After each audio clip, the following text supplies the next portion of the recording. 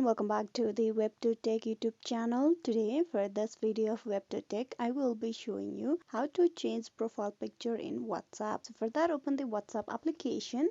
Now once you're at the WhatsApp homepage, you need to tap on the three dotted lines on the top right corner. Tap that. From there, you need to tap on settings, tap on it.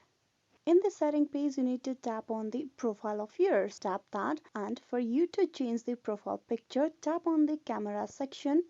You can upload profile picture on WhatsApp by three options. You can click a picture right away, that is the camera, or you can choose a picture from your phone gallery. In WhatsApp, you can also use avatar as your profile picture. But for this process, I'll show you the process from the gallery. Tap on gallery. Now from the gallery, you select the picture that you want in your WhatsApp. Tap that. Tap on that picture. Now you resize it. Now once picture is selected, you tap on done on the bottom right.